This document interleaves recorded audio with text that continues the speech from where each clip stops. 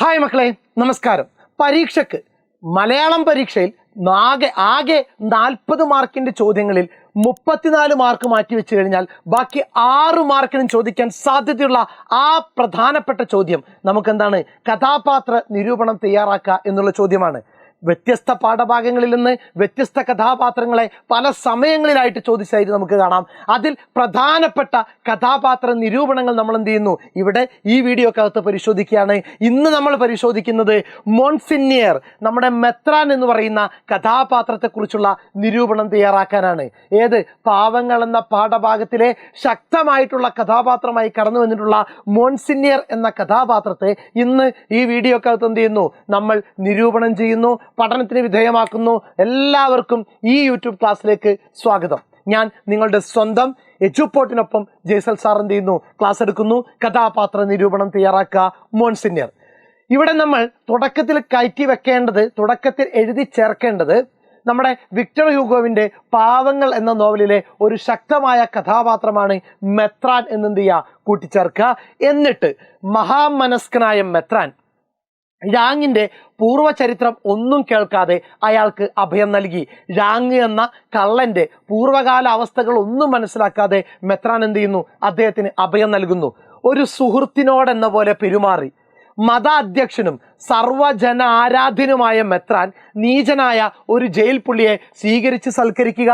മത ആചാര്യനാണ്, എല്ലാ ജനങ്ങളാലും അംഗീകരിക്കപ്പെട്ട മത അധ്യക്ഷനാണ്. അദ്ദേഹം എന്ത് ചെയ്യുക?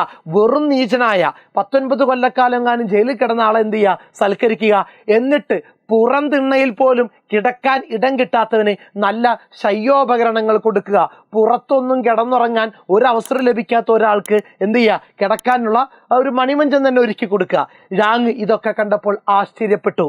നിഷ്പ്രയാസം അപഹരിക്കുവാൻ സൗകര്യമുള്ള ഒരു സ്ഥലത്ത് മെത്രാന്റെ വക കുറെ വെള്ളിപ്പാത്രങ്ങളും വില പിടിച്ച 2 വെള്ളി മെഴുകുതിരി കാലുകളും ഇരിക്കുന്നത് ആര് കണ്ടു? ഈ രാങ് എന്ന് പറയുന്ന കള്ളൻ കണ്ടു. സർവർക്കും സ്വാഗതം പറയുന്ന ആ വീട്ടിൽ യാതൊന്നും ഭദ്രമായി സൂക്ഷിക്കുക പതിവില്ലായിരുന്നു. പൂട്ടാത്ത വാതിൽ പൂട്ടാത്ത മനസ്സിന്റെ പ്രതീകമാണ്. ലോകമേ തറവാട് എന്ന ദർശനം മെത്രാനിൽ നമുക്ക് കാണാം. കുറേ ധനം സമ്പാദിക്കാൻ മാർഗമായെന്ന് കണ്ടപ്പോൾ രാങ്ങിന്റെ മൃഗീയ സ്വഭാവം തലപൊക്കി. ഇങ്ങനെ മോഷ്ടിക്കാനുള്ള അവസരം തനിക്ക് ഒത്തു കിട്ടിയല്ലോ എന്ന് കണ്ടപ്പോൾ രാങ്ങിന്റെ ഉള്ളിൽ ഒളിഞ്ഞു കിടന്നിരുന്ന ആ ഒരു കള്ളന്റെ സ്വഭാവം പുറത്തേക്ക് വന്നു.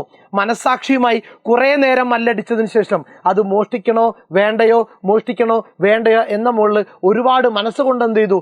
ആലോചിച്ചതിന് ശേഷം അയാൾ വെള്ളി സാമാനങ്ങൾ മോഷ്ടിച്ചുകൊണ്ട് അവിടെ നിന്ന് കടന്നു. സെറ്റാണല്ലോ. പിറ്റേന്ന് പ്രഭാതത്തിൽ പോലീസിന്റെ പിടിയിൽപ്പെട്ട അവർ തൊണ്ടിയോടുകൂടി മെത്രാന്റെ മുന്നിൽ ആരെ കൊണ്ടുവന്നു? നമ്മുടെ ഈ കള്ളനെ കൊണ്ടുവന്നു. എന്നാൽ ആ സാധനങ്ങൾ താൻ അയാൾക്ക് ദാനം ചെയ്തവയാണെന്നാണ് ആ വന്ധ്യ പുരോഹിതൻ പോലീസുകാരോട് പറഞ്ഞത്. ഇയാൾ കള്ളനല്ല, ഇയാൾ കൊണ്ടുപോയിരുന്ന സാധനങ്ങൾ മുഴുവൻ ഇയാൾക്ക് ഞാൻ ദാനമായി കൊടുത്തതാണെന്ന് പറഞ്ഞു പോലീസുകാരുടെ പിടിയിൽ നിന്നും ആരെ രക്ഷപ്പെടുത്തുന്നു?